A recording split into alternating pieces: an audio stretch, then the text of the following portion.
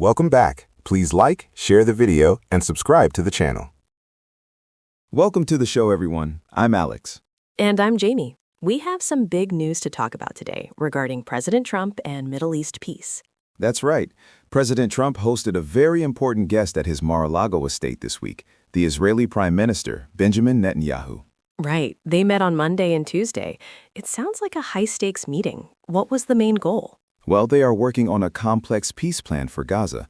They want to move into what they call Phase 2. This part of the plan focuses on a long-term government structure for the area. Wow, Phase 2. So they are looking at the future, not just right now. Did President Trump say who will lead the reconstruction of Gaza? Not exactly. You know, President Trump mentioned he hasn't appointed a formal board of peace yet. He prefers to stay personally involved in the negotiations for now. I see. He wants to lead the talks himself. But it wasn't just about Gaza, right? I heard there was a strong message for Iran. Exactly. President Trump issued a significant warning. He stated that the United States would support Israeli military action if Iran tries to rebuild its nuclear program or its missile arsenal. That is a very serious America First stance.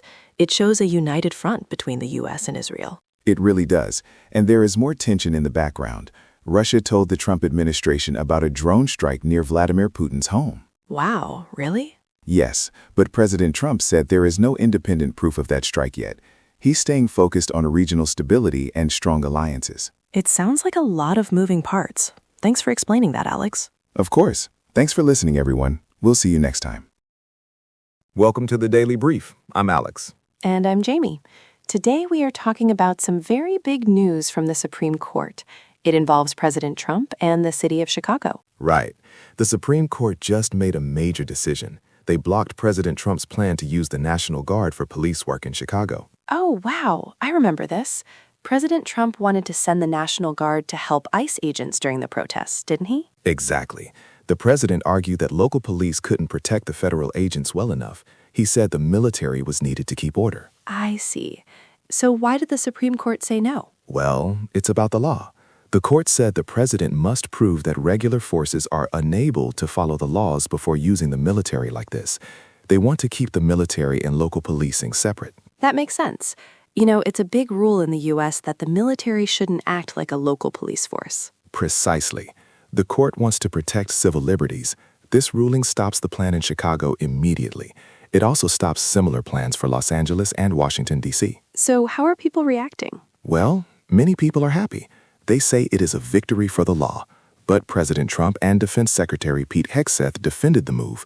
They believe it was a necessary step for safety. It's really interesting to see the court check the president's power. It shows how the different parts of the government work together. You got it, Jamie. It's all about the balance of power. Thanks for explaining that, Alex. Anytime. Thanks for listening, everyone. Welcome back to our Daily Tech Update. Today we have some huge news about the world of AI. SoftBank is spending $4 billion to buy a company called Digital Bridge. Wow, Alex, $4 billion? That is a massive number. But wait, why is a tech company like SoftBank buying buildings and data centers? That's a great question, Jamie. You see, SoftBank used to just invest in AI software, but now they want to own the physical things, the actual power and space that makes AI work. Right, I see. So instead of just making apps, they are becoming like a landlord for the AI revolution. Exactly. You know, there is a big problem right now. Tech giants need more electricity and more physical space for their giant computers. SoftBank wants to control that supply. That makes sense. It's very relevant right now, especially since President Trump often talks about the importance of building strong infrastructure. This move fits right into that focus on energy and power. You're right, Jamie. President Trump wants the country to lead in technology, and these data centers are the heart of it all. This deal helps SoftBank become an active operator in that system. So who is behind this big change? It's Masayoshi Son, the head of SoftBank. He says we are in the Pax Silica era. Pax Silica? That sounds fancy. What does it actually mean? Well, it means that the new global power comes from chips, energy, and land. If you own the data centers, you own the future of technology. Wow. So they are paying $16 per share to secure this future. It's a very bold move. It really is. Thanks for joining me today to talk about it, Jamie. Anytime, Alex. See you all in the next episode. Hi, everyone, and welcome to Money Today. I'm Alex. And I'm Jamie. Today, we are talking about a big update from the Federal Reserve. Right. The Fed just released their minutes. Those are the notes from their important meeting last December. Exactly. Everyone was hoping for interest rates to drop quickly in 2026, but the Fed is being very careful. Wow, so no big cuts yet? Why is that? Well, they are worried that inflation, when prices go up, is not falling fast enough. They want to make sure prices stay stable before they lower the rates. That makes sense. The notes say they might hold rates steady for a while. It sounds like they want to play it safe. Right. And there is a lot of change happening right now. For example, President Trump is starting new trade policies and tariffs. Exactly. President Trump's tariffs can change the price of things we buy every day. Also, the Fed mentioned President Trump's push for deregulation. Deregulation. That means fewer rules for businesses, right? Exactly. It is meant to help the economy grow. However, the Fed says it makes their job more difficult because the market can become more volatile or jumpy. I see. So how did the stock market react to this news? Well, Wall Street was very quiet. Investors are not expecting easy money anymore. Instead, people are putting money into things like treasuries because they pay well right now. So the big lesson for 2026 is be patient. High interest rates are staying for a bit longer. Precisely.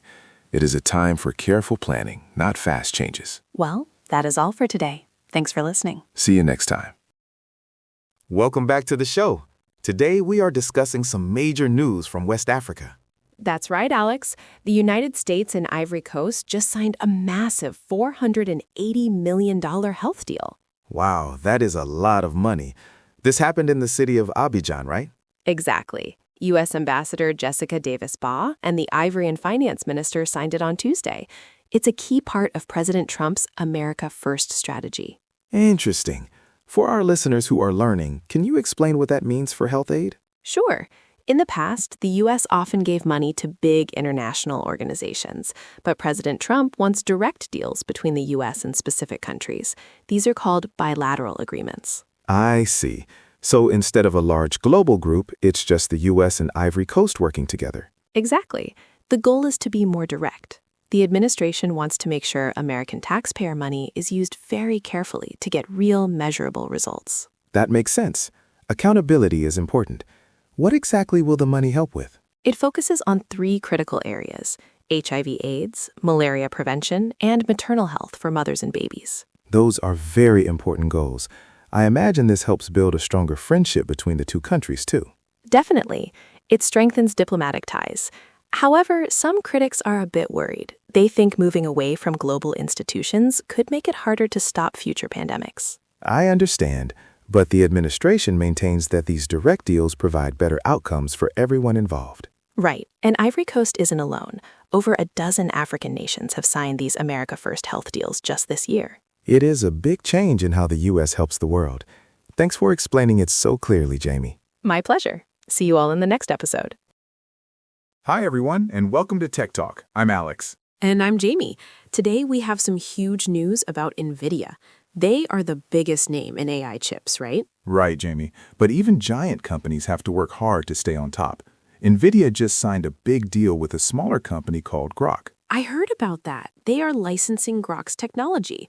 But wait, what exactly is an inferencing chip? That sounds a bit complicated for our listeners. You're right, it sounds hard, but it's actually simple. Think of AI in 2 steps. First, it trains, like a student studying books. NVIDIA's chips are already the best at that. Okay, I understand. So what is the second step? The second step is inference. That is when the AI actually answers your questions or creates an image. It is the AI thinking in real time. Wow, so Grok's technology is famous for being super fast at that second part. Exactly, Jamie. Their technology is very fast and uses less electricity. By using Grok's ideas, NVIDIA can make their own products much better. That's a very smart move. I also read that NVIDIA hired Grok's top engineers and bosses. They did. It's a double win. They get the technology and the best people. You know, President Trump often speaks about how important it is for American companies to lead the world in technology. This deal helps NVIDIA stay in that top spot. Right. Experts say that by 2026, the world will care more about speed and cost than raw power. Exactly. NVIDIA is making sure they are ready for that future. It's amazing how fast this is all moving. Thanks for explaining it, Alex. My pleasure. Thanks for listening, everyone. See you next time. Hello, everyone, and welcome to our news update. I'm Alex. And I'm Jamie. Today we are talking about a very powerful storm hitting the middle of the United States. People are calling it a bomb cyclone. Wow, that sounds intense, Jamie. For our listeners learning English, what exactly is a bomb cyclone? Well, it's a storm that gets strong very, very fast because the air pressure drops. It brings heavy snow and whiteout conditions. That means the snow is so thick you cannot see the road. That is terrifying. Right now, the Midwest is freezing. In Iowa, authorities had to close 200 miles of the highway because of crashes. Exactly. It's very dangerous. The National Weather Service says the temperature has dropped to 30 degrees below zero in some places. That is record-breaking cold. You know, President Trump is monitoring the situation closely as the storm moves. The government is working hard to open warming centers for people who have no heat or electricity. That's good to hear, because tens of thousands of homes have no power right now due to the high winds. Right. And the storm is still moving. It is headed toward the Great Lakes near Michigan and Minnesota. The governors there are telling everyone, please stay off the roads. It is much safer to stay inside and wait. I agree. This is also tough timing because of the holiday. The storm might hit the East Coast by Wednesday night. Oh no, that could ruin many New Year's Eve travel plans. If you are flying or driving this week, you should definitely check the weather first. Definitely. Stay safe and stay warm out there, everyone. Thanks for joining us today. See you next time. Welcome back to the Daily Wealth. I'm Alex. And I'm Jamie. Today's big story is about Citigroup, the famous American bank. That's right. Citigroup is finally finishing its exit from Russia, but it is costing them a lot of money. Oh, definitely. They expect a loss of about $1.2 billion in the fourth quarter. Wow, $1.2 billion. That is a huge amount of money to lose. Why is it happening now? Well, they are selling their last business units there. Because of the current economy and currency changes, the value of their assets dropped. I see. So they are closing the door on Russia for good? Exactly. This is the end of a long process that took many years. It's also part of a bigger plan to make the bank simpler. You know, I heard this also connects to what's happening in Washington. You're right, Alex. President Trump is currently pushing for deregulation. He wants American banks to simplify their global work and focus more on growth here at home. So President Trump's policy is encouraging banks to stay in friendly countries? Exactly. Citigroup is actually the last major U.S. bank to leave Russia. By doing this, they reduce their risk of running into trouble abroad. It sounds like a new normal for global banking. It really is. Even though they are losing money today, they believe it will make them stronger and safer in the future. That makes a lot of sense. It's a big move for Citigroup and for the whole banking world. It sure is. Well, that's all for today's Money News. Thanks for listening, and we will see you next time. Goodbye. Hello, everyone. Welcome to our Daily Tech Update. I'm Alex. And I'm Jamie. Today we have some very exciting news from Singapore. That's right. Singapore just signed a major agreement called Pax Silica. Have you heard of it, Jamie? I have. It's a special pact led by President Trump and his administration. It is designed to protect computer chips and high-end AI technology. Wow. So why is this such a big deal for Singapore? Well, Singapore is actually a giant in the tech world. They produce about 10% of all the world's computer chips. That is a lot. By joining Pax Silica, they are now part of a secure network with countries like the UK, Japan, and Australia. Exactly. President Trump wants to build a firewall to keep this advanced technology safe. They want to make sure these important tools stay among trusted allies. I see. So it is like a tech team that protects secrets and stops supply chain problems. Right. And here's the interesting part. Singapore is the only country in Southeast Asia to join this team. Other neighboring countries are staying neutral for now. Interesting. This means Singapore will have special access to the best AI research and hardware from the U.S., right? Yes, exactly. It helps them stay the #1 tech hub in their region. It shows they have a very stable and trusted government. You know, it is amazing how a small island plays such a big role in the gadgets we use every day. It really is. It's all about trust and high-quality work in the global market. Well, that is all for today. Thanks for listening to our Tech Break. See you next time. Hi, everyone. Welcome to News Bites. I'm Alex. And I'm Jamie.